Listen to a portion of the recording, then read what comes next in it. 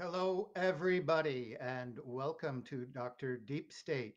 Today, I would like to talk about the hidden matrix of power and control.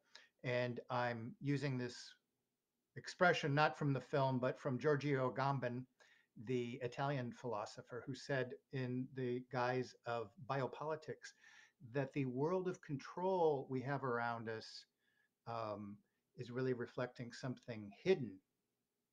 And he said it is reflected in the regime of democracy, and in the germ of that seed is totalitarianism. And I know this sounds all kind of far-fetched because in our minds, democracy is freedom, and he's saying it's totalitarian. And I'm going to agree with Agamben that democracy is totalitarian.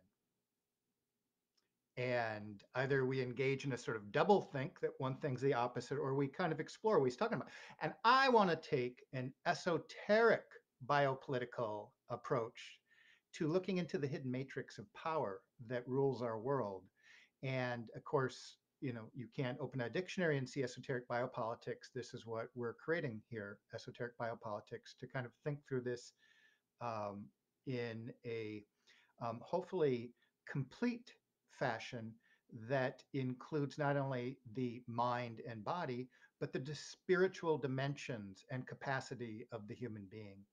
So, before I get too far into this, I want to thank Apollonian Germ for citing me in his video and sending subscribers my way. And all new subscribers, thank you very much for finding and listening. Um, your your participation is appreciated. Okay, what was cool, I thought, about Apollyon Germ's take on biopolitics is like, oh my God, this guy gets it. And to use this kind of expression between 1984 and Brave New World, that's precisely it. We live in this world um, where slavery is freedom. And I know it's hard initially to get your head around that, but the real control mechanism, as he says, we live in a world where you don't even want to find out the information. You know, you can have the book and it'd be printed in front of you, but you don't even want to go there.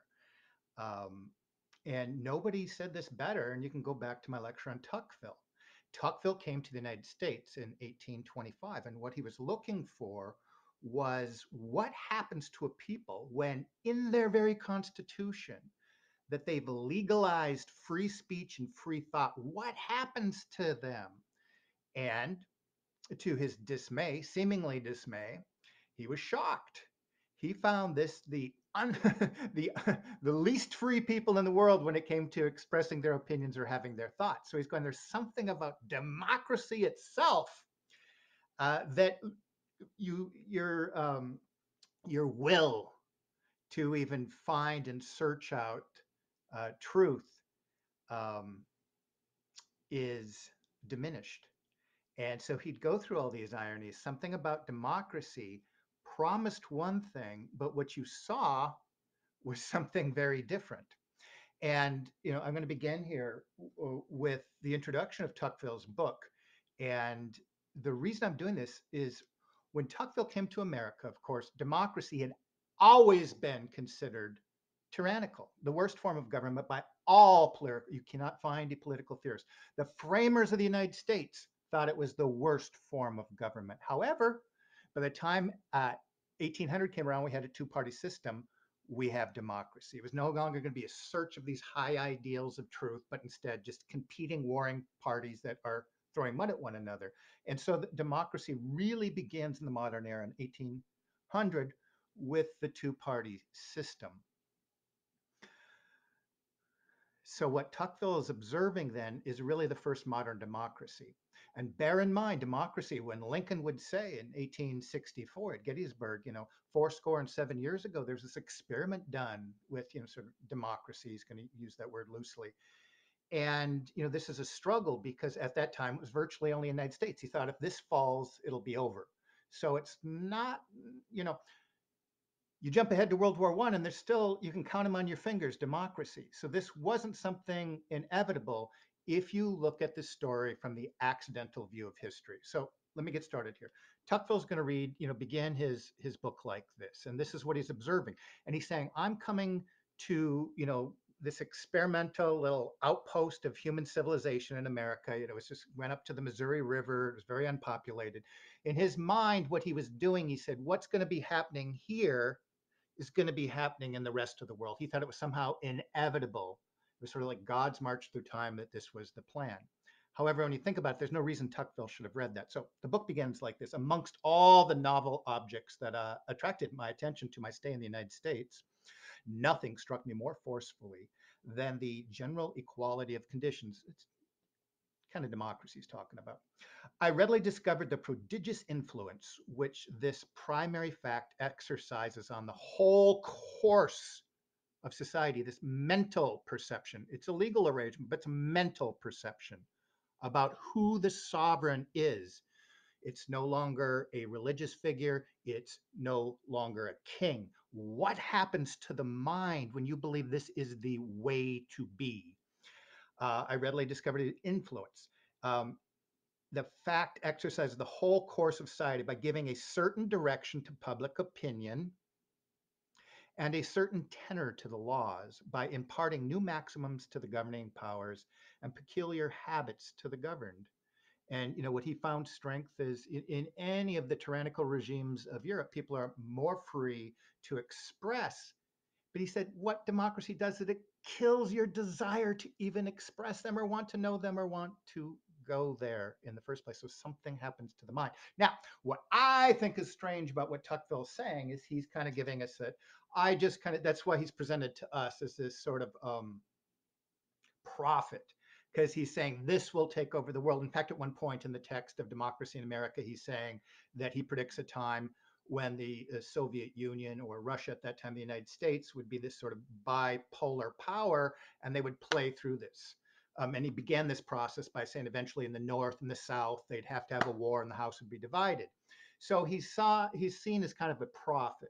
What I'm going to suggest to Tuckville is that he's another insider. He's from an aristocratic family, and part and parcel of that is that he was connected to the Jacobean forces, very well aware of the Jacobean forces. See Fire in the Minds of Men, if you want to explore that, James Bullington. But the same Jacobean forces that were at work behind the French Revolution were at work behind the American Revolution. So it was a human engineering product from the bankers, along with their esoteric belief system, to remold the world. And the final project, as we've seen with everybody from the Huxleys to Jacques Attali, is that the final revolution, it would be democratic in form. So that word would be used, but they're not really using it in any kind of way in distinction to socialism or communism. So they're very happy to throw this because it is the ultimate system of mind control. So how does that work? Well, that's what Tuckville's whole book is kind of exploring. When we make ourselves gods in our own head, there's no king, there's no religious figure. 51% of what the public thinks is just good, right, moral. What happens to the mind, the body? Well, that's the whole story, that you're primed for social engineers like Lippmann and Bernays to come in and shape your preferences and let them think that they're your own. And only in democracy, because if you have a king, you have a sense of, you see us, they, but when you yourself are king and sovereign in your mind, you are so primed and susceptible to be molded to the preferences of what we have called thus far the oligarchs. So Tuckville knew all too well that the plan was, the final revolution was democratic, and that it was this system of control that the ancients realized is simply a cutout for the oligarchs to better achieve their objectives.